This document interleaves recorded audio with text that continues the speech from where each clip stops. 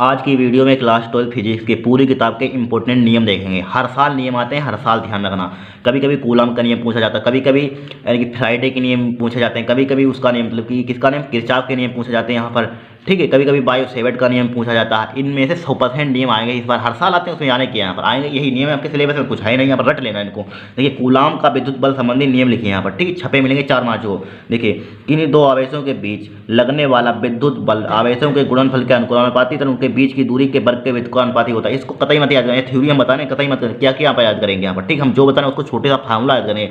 अगर फार्मूला याद कर लेंगे तो आपका न्यूमेरिकल भी हो जाएगा, अगर इनकी सूत्र भी आएगा, सूत्र भी लिख जाएगा, मात्रक भी लिख जाएगा, बीमा है बीमा भी बना सकते हैं। फार्मूला याद करना, इसको मत याद करें। क्या होता है ये समझ लीजिए, किन्हीं दो आवेशों के बीच लगने वाला विद्युत बल आवेशों के गुणनफल के अनुक्रमानुपाती तथा उनके बीच की दूरी के वर्ग के व्युत्क्रमानुपाती होता है। क्या होता है, व्युत्क्रमानुपाती होता है यहाँ पर, ठीक है। मान लीजिए हमारे पास दो आवेश हैं, किन्हीं दो आवेश हैं, Q1 ले लिया यहाँ पर क्या ले लिया, आवेश Q2 ले लिया, इनके बीच की दूरी क्या ले ली हमने, R ले ली यहाँ पर, क्या ले ली, इनके बीच की दूरी R ले ली यहाँ पर, ठीक है। देखिए इनके बीच की दूरी वाले, देखिए माना Q1 Q2 कूलम के दो आवेश R दूरी पर रखे हुए हैं, R दूरी पर रखे, उनके बीच आरोपित विद्युत बल F है। उनके बीच आरोपित क्या है, इनके बल, इनके बीच आरोप, ठीक है, आरोपित क्या है, विद्युत बल F है। अब देखिए F क्या होता है, समानुपाती होता है Q1 Q2 के। क्या होता है, F समानुपाती क्या होता है, Q1 Q2 का। देखिए यहाँ पे किन्हीं दो आवेशों के बीच लगाने वाला विद्युत बल, इनके दोनों आवेशों के बीच क्या लग रहा है, विद्युत बल लग रहा है, ठीक है। विद्युत बल अब आवेशों के गुणनफल के अनुक्रमानुपाती, आवेशों के गुणनफल के अनुक्रमानुपाती या समानुपाती बोल दीजिए यहाँ पर, ठीक है। इनके क्या अनुक्रमानुपाती है, उनकी बीच की दूरी के क्या होता है, उनकी बीच की दूरी के क्या होता है, वर्ग के व्युत्क्रमानुपाती होता है, ठीक है। क्या होता है, व्युत्क्रमानुपाती होता है, यही तो लिखा हुआ है।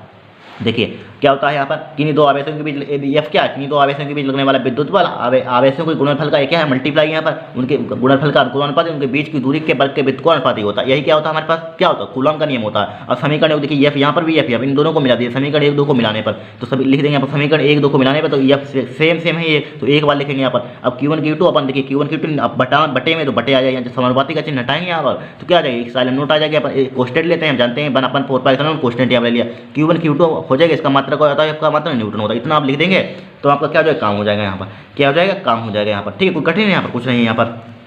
ये हम आपका क्या है, कूलम का विद्युत बल संबंधी नियम है, रट लेना कतई बहुत इंपॉर्टेंट है यहाँ पर, क्या है, बहुत इंपॉर्टेंट है यहाँ पर। अब किसके नियम देखेंगे यहाँ पर, अब हम उसका देखेंगे यहाँ पर, उसका प्रमेय गोस की प्रमेय अलग से लिखवा देंगे, बहुत इंपॉर्टेंट गोस की प्रमेय हर साल आती है, उस पर डेरिवेशन भी करवा देंगे यहाँ पर, ठीक है। डेरिवेशन आपको हम 10 देंगे, वेरी मोस्ट इंपॉर्टेंट, पहले बुक के 100% उसी में से टकराएंगे, गारंटी इस बात की। अब देखिए दूसरा नियम देखेंगे हम। देखिए यहाँ पर विद्युत परिपथ के लिए किरचॉफ के नियमों को आवश्यक परिपथ चित्र देते हुए उल्लेख कीजिए। 100% गारंटी है, इंपॉर्टेंट है, आएंगे जरूर।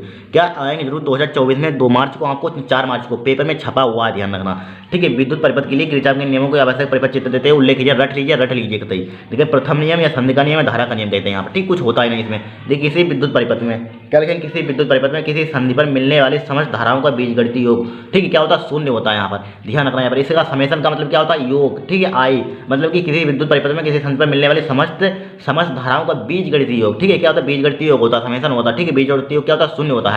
देखिए क्या हमारे पास समस्त यहाँ पर क्या है, क्या यहाँ पर किसी विद्युत परिपथ में क्या संधि, यहाँ पर संधि की संधि का मतलब देखिए समझिए, यहाँ पर देखिए संधि का मतलब धारा आए और जाए। देखिए यहाँ पर धारा आ रही है, यहाँ से धारा जा रही है, यहाँ से धारा इधर की ओर धारा जा रही है, इधर की ओर धारा आ रही है यहाँ पर, ठीक है। कितनी भी संधि बना सकते हैं यहाँ पर। देखिए यहाँ पर हमने बना दिया, यहाँ पर क्या धारा अंदर की ओर I1 जा रही है, यहाँ पर क्या जा रही है, अंदर की ओर जा रही है। यहाँ पर धारा I2 अंदर की ओर जा रही है, यहाँ से मान लीजिए अंदर की ओर धारा बाहर निकल रही है, यहाँ पर धारा बाहर I4 बाहर की ओर निकल रही है, यहाँ पर धारा I5 बाहर की ओर निकल रही है यहाँ पर। और यहाँ पर चूंकि लिखा हुआ है, क्या लिखा हुआ है, किसी विद्युत परिपथ में किसी संधि पर मिलने वाली समस्त धाराओं का बीजगणितीय योग शून्य होता है। समझ जाने का मतलब कि इनका योग घटा प्लस जोड़, ठीक, कर दीजिए यहाँ पर। देखिए I1 देखिए धारा क्या जा रही है, I1 क्या जा रही है, अंदर की, तो I1 लिख देंगे यहाँ पर। I2 कहाँ जा रही है, अंदर की ओर लिख देंगे यहाँ पर। I3 कहाँ जा रहा है, बाहर की ओर, माइनस का I3 लिख देंगे। I4 कहाँ जा रहा है, बाहर की ओर, माइनस का I4 लिख देंगे। I5 कहाँ जा रहा है, माइनस के बाहर की ओर, तो I5 लिख देंगे, बराबर क्या कर देंगे, 0। यहीं पर छोड़ सकते हैं, आपको नंबर मिल जाएगा, लेकिन चाहे उसको माइनस वालों को उधर भेज दीजिए, I1 I2 उधर पहुँच जाएंगे तो क्या हो जाएगा, I3 plus I4 plus I5 हो जाएगा, बस हो गया कम, हो गया कम। इतना आपको करना है यहाँ पर, ठीक है। प्रथम नियम क्या है, किसी विद्युत परिपथ में किसी संधि पर मिलने वाली समस्त धाराओं का बीजगणितीय योग शून्य होता है यहाँ पर, ठीक है। अर्थात समेशन I बराबर क्या हो जाएगा, 0 हो जाएगा यहाँ पर, हो गया, 0 हो गया। फिर देखिए फिर क्या हो जाएगा यहाँ पर, I1 हो गया, हटाई छोड़िए इसको। फिर देखिए रूटीन है, बहुत इंपॉर्टेंट, 100% इस पर न्यूमेरिकल भी आता है, गारंटी इस बात की। 5 नंबर का न्यूमेरिकल, अगर इसको सीख के तो 5 नंबर भी हो जाएगा तैयार, और इसको भी ए भी पूरा आ गया, 5 नंबर का ए भी तैयार, 10 नंबर आपके तैयार हो जाएंगे। देखिए 2-3 नियम, देखिए बोल्टता अथवा पास का नियम भी कहते हैं यहाँ पर। देखिए किसी विद्युत, इसको याद मत करना, हम बताएं इसको भी याद मत करना। इसका समेशन I बराबर 0 रखेगा, इसका मतलब क्या होता है किसी विद्युत परिपथ में किसी संधि पर मिलने वाली समधाराओं का बीजगणितीय योग शून्य होता है। बस ध्यान रखना। अब इसको आप इतना ध्यान रखना मैथमेटिकल को, बस इसको मत ध्यान रखना। लेकिन किसी विद्युत परिपथ में प्रत्येक बंद पाथ के विभिन्न खंडों में बहने वाली धाराओं तथा संगत प्रतिरोधों का गुणनफल का बीजगणितीय योग उस पाथ में लगे विद्युत वाहक बलों के बीजगणितीय योग के बराबर होता है। यहाँ पर देखिए समझिए, देखिए आई क्या होती है, इसमें आई क्या होती है यहाँ पर, यानी कि बंद पाथ में बहने वाली धारा। आर क्या होता है, रजिस्टेंस यानी प्रतिरोध होता है। ये क्या होता है, बंद पाथ में लगी विद्युत भागफल होता है। ठीक है, इसी से बनाए। देखिए क्या लिखेंगे, किसी विद्युत परिपथ में प्रत्येक बंद पाथ में बहने वाली धारा विभिन्न खंडों में बहने वाली धाराओं। ठीक है, धाराओं मतलब 2-3 धारा बह रही हैं तो धाराओं लिखते हैं यहाँ पर, धारा नहीं लिखते यहाँ पर। ठीक है, धाराओं तो संगत प्रतिरोधों का, ठीक है, संगत प्रतिरोधों का गुणनफल उनके प्रतिरोधों का गुणनफल बीजगणितीय योग के बराबर, बीजगणितीय योग तो उस पाथ में लगे विद्युत भागफल के बीजगणितीय योग के बराबर होता है। इसी को कहते हैं द्वितीय नियम कहते हैं। यहाँ पर क्या कहते हैं, द्वितीय नियम कहते हैं। कठिन यहाँ पर ये लिखा हुआ है, किसी विद्युत परिपथ में प्रत्येक बंद पाथ के विभिन्न खंडों में बहने वाली धाराओं तथा संगत प्रतिरोधों गुणनफल का बीजगणितीय योग उस पाथ में लगे विद्युत भागफलों के बीजगणितीय योग के बराबर होता है। बस लिख दीजिए यहाँ पर। अब देखिए हमने मान लिया बंद पाथ 1 मान लिया, बंद पाथ 2 मान लिया। अब देखिए यहाँ पर एक सेल लगा लिया हमने E1, ठीक है, विद्युत भागफल है, कुछ सेल ले लिया E1, यहाँ पर प्रतिरोध लगा दिया, यहाँ पर एक सेल ले लिया E2। आप कितने में आप कितने भी प्रतिरोध ले सकते, कितने भी सेल ले सकते, उससे कोई दिक्कत नहीं है। ये R3 ले लिया यहाँ पर। देखिए धारा में से प्लस से माइनस की ओर, देखिए धारा से बात प्लस से इधर की ओर, तो इधर जाएगी यहाँ पर। फिर देखिए इधर प्लस से इधर की ओर 2, यहाँ पर I1 इधर की ओर आई, I2 इधर की ओर आई, यहाँ पर I1 आएगी इधर की ओर I2, जुड़ करके आ जाएंगे I1 प्लस I2 हो जाएगी। इतना समझ गए हो गया, यहाँ पर हो जाएंगे नहीं हो जाएंगे। ठीक है, न्यूमेरिकल सोल्व करेंगे तो और आपको क्लियर हो जाएगा। न्यूमेरिकल भी हम लास्ट सोल्व करेंगे नेक्स्ट क्लास में, 5-5 नंबर वाले। ठीक है, तो अच्छे से समझा देंगे, चित्र भी आपको समझ में आ जाएगा। यहाँ पर धारा किस टाइप से बहती है यहाँ पर। ठीक है, अभी इतना ही समझ लीजिए। यहाँ पर देखिए जब धारा की दिशा में चलते हैं तो प्रतिरोध और धारा का गुणनफल पॉजिटिव लेते हैं यहाँ पर।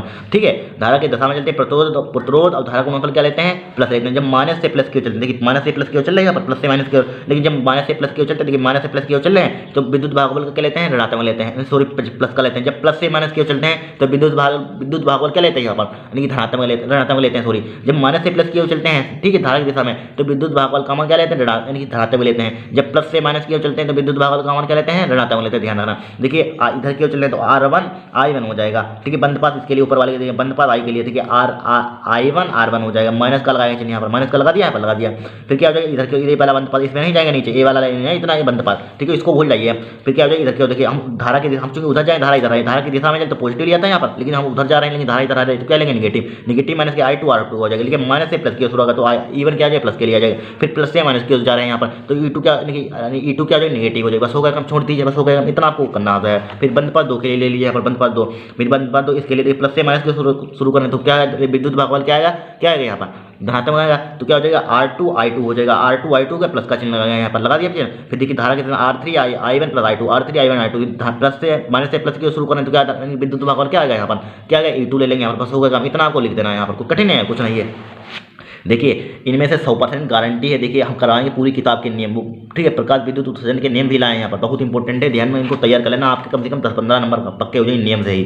ठीक है, देखिए क्या होता है, किसी विद्युत परिपथ में प्रत्येक बंद पाथ के विभिन्न खंडों में बहने वाली धाराओं तो संगत प्रतिरोधों गुणनफल का बीजगणितीय योग उस पाथ में लगे विद्युत भागफलों के बीजगणितीय योग के बराबर होता है। लिख लीजिए यहाँ पर। आप किसका देखेंगे, हम यहाँ पर फैराडे के नियम देखेंगे। यहाँ पर क्या देखेंगे, फैराडे के नियम देखेंगे यहाँ पर। ठीक है, क्या देखेंगे, फैराडे के नियम देखेंगे।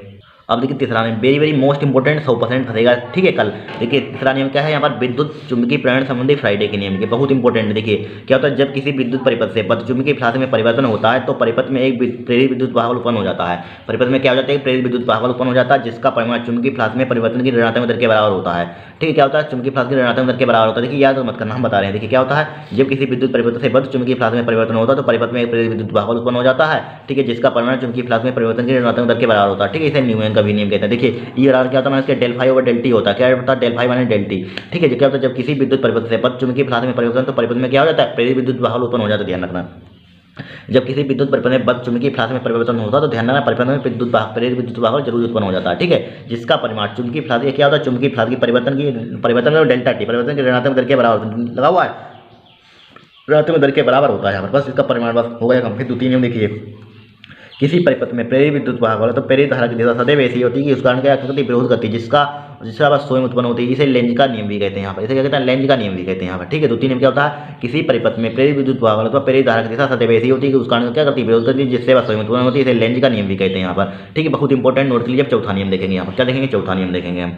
देखिए किसी यानी कि एम्पियर का परिपथीय नियम लिखिए, बहुत इंपॉर्टेंट। देखिए किसी बंद परिपथ की सीमा के अनुदिश चुंबकीय क्षेत्र B का रेखीय समाकलन, ठीक है, पथ द्वारा घिरी नेट धारा I का म्यू नॉट गुना होता है। क्या होता है? म्यू नॉट गुना होता है यहाँ पर, ठीक है। क्या होता है? किसी बंद परिपथ की सीमा के अनुदिश चुंबकीय फ्लास्क, ठीक है, चुंबकीय क्षेत्र का रेखीय समाकलन पथ द्वारा नेट धारा का, ठीक है, म्यू नॉट गुना होता है। इसको मत याद करना। देखिए क्या लिखेंगे? इसी बंद परिपथ की सीमा के, क्या सीमा के, ठीक है, चुंबकीय क्षेत्र का रेखीय समाकलन पथ द्वारा नेट धारा का, क्या नेट धारा का कुल धारा का म्यू नॉट गुना होता है। क्या होता है? एम्पियर का परिपथ नियम 100% छपेगा, ध्यान रखना। किसी बंद परिपथ की सीमा के अनुदिश चुंबकीय क्षेत्र का रेखीय समाकलन, ठीक है, चुंबकीय क्षेत्र का रेखीय समाकलन, क्या लिखेंगे? बंद मतलब इस टाइप से बंद परिपथ के लिए ध्यान रखना, चुंबकीय क्षेत्र का रेखीय समाकलन पथ द्वारा घिरी नेट धारा का म्यू नॉट गुना होता है। क्या होता है? म्यू नॉट गुना होता है। इसलिए क्या होता है? एम्पियर का परिपथीय नियम है। देखिए आ सकता है यहाँ पर 5वां एम्पियर का संशोधित परिपथीय नियम लिखिए, बहुत इंपॉर्टेंट है। देखिए किसी बंद परिपथ के चारों ओर चुंबकीय क्षेत्र B का रेखीय समाकलन उस परिपथ द्वारा घिरे क्षेत्रफल से गुजरने वाली कुल धारा मतलब चालन धारा प्लस विस्थापन धारा का म्यू नॉट गुना होता है। क्या होता है? म्यू नॉट गुना होता है यहाँ पर, ठीक है। क्या होता है? किसी बंद परिपथ के चारों ओर चुंबकीय क्षेत्र का B का रेखीय समाकलन उस परिपथ द्वारा घिरे क्षेत्रफल से गुजरने वाली कुल धारा मतलब चालन धारा प्लस विस्थापन धारा का म्यू नॉट गुना होता है यहाँ पर, ठीक है। क्या होती है हमारे पास? किसी बंद परिपथ के चारों ओर चुंबकीय क्षेत्र का रेखीय समाकलन, ठीक है, रेखीय समाकलन उस परिपथ द्वारा घिरे क्षेत्रफल से गुजरने वाले कुल धारा मतलब कि चालन धारा प्लस का क्या होता है? आई मतलब चालन धारा DID मतलब कि विस्थापन धारा क्या होता है? म्यू नॉट गुना होता है यहाँ पर। क्या होता है? म्यू नॉट गुना होता है यहाँ पर, ठीक है। बहुत इंपॉर्टेंट है, रट लीजिए यहाँ पर, ठीक है, नोट कर लिया, बहुत इंपॉर्टेंट है। अब 26 का नियम बहुत इंपॉर्टेंट। देखिए बायो का नियम को ले लीजिए। देखिए क्या होता है? मान लीजिए हमारे पास एक तार है यहाँ पर, क्या है हमारे पास? एक तार है यहाँ पर, ठीक है। क्या है? तार है यहाँ पर क्या हमारे पास बिंदु P, इसके बीच की दूरी क्या आ रही है? यहाँ पर एंगल क्या ले लिया? थीटा। यहाँ पर चुंबकीय क्षेत्र यहाँ पर ले लिया DV, ठीक है। अब देखिए यहाँ पर धारा आई है, देखिए यहाँ से यहाँ तक अल्पांश छोटा ले लिया, यहाँ पर DL, इसके बीच की दूरी DL ले ली, यहाँ पर क्या ले लिया? DL ले ली, यहाँ पर बिंदु O दे दिया। देखिए क्या यहाँ पर किसी चालक में धारा प्रवाहित हो रही है तो उसके चारों ओर क्या हो जाता है? उसके चारों ओर चुंबकीय क्षेत्र उत्पन्न हो जाता है। क्या हो जाता है? उसके चारों ओर चुंबकीय क्षेत्र उत्पन्न हो जाता है, ठीक है। चालक अल्पांश, क्या लिखेंगे? चालक अल्पांश DL के कारण, चालक अल्पांश है यहाँ पर DL के कारण उत्पन्न चुंबकीय क्षेत्र DV हो। चालक अल्पांश इसके कारण क्या हो? चुंबकीय क्षेत्र DV हो तो बायो-सेवर्ट के नियम ने सिद्ध किया क्या DV समानुपाती होता है या अनुक्रमानुपाती होता है? समानुपाती किसके? धारा के। DV क्या होता है? अनुक्रमानुपाती होता है किसके? धारा के होता है यहाँ पर, इसके धारा के यहाँ पर, ठीक है। चुंबकीय क्षेत्र अनुक्रमानुपाती होता है, इनकी अल्पांश दूरी है यहाँ पर, अल्पांश DL लंबाई, इसके क्या होता है? अनुक्रमानुपाती है। DV क्या होता है यहाँ पर? क्या होता है? इसके कोण के यहाँ पर, ठीक है, साइन जया के यहाँ पर, ठीक है। क्या होता है? कोण के साइन थीटा के। DV क्या होता है? अनुक्रमानुपाती है साइन थीटा, यानी जया के यहाँ पर, जया वो बोलते हैं यहाँ पर, ठीक है। साइन को जया बोलते हैं, कोस को कोज्या बोलते हैं। DV व्युत्क्रमानुपाती होता है किसके? इनके बीच की दूरी के यहाँ पर, बिंदु P से O तक की बीच की दूरी के व्युत्क्रमानुपाती होता है। 1/r²। समीकरण 4 इन चारों नियमों को क्या करने मिला देंगे तो आपका बायो-सेवर्ट का नियम है IDL sin थीटा अपन r² हो जाएगा, ठीक है। यहाँ देखिए सब जब समानुपाती का चिन्ह हटाएंगे म्यू नॉट अपन 4 पाई क्या जाए नेतंग ले लेंगे यहाँ पर। जब इसका वेक्टर रूप एक नंबर में पूछा जाता है तो वेक्टर रूप लिखा DV वेक्टर बराबर म्यू नॉट अपन 4 पाई IDL vector cross r vector बटे क्या हो जाएगा? R³ हो जाएगा। ध्यान रखना, बहुत इंपॉर्टेंट है। जब म्यू नॉट अपन 4 पाई निकालेंगे जिसका मान क्या होता है? 10 की पावर -7 न्यूटन प्रति एम्पियर स्क्वायर होता है। बहुत इंपॉर्टेंट है, रट लेना इन नियमों को, ठीक है। बाद में नहीं तो आपको पछताना पड़ेगा यहाँ पर। नेक्स्ट क्लास में लाएंगे यहाँ पर इंपॉर्टेंट नियम, ठीक है, सेकंड बुक की, ठीक है भाई। प्रकाश उत्सर्जन के नियम, गोस का नियम, ठीक है, बहुत इंपॉर्टेंट है, रट लेना का यहाँ पर, ठीक है। आज के लिए इतना ही। अगर आपको वीडियो पसंद आई है तो चैनल को सब्सक्राइब करना, वीडियो को लाइक करना यहाँ पर, ठीक है। आज के लिए इतना ही।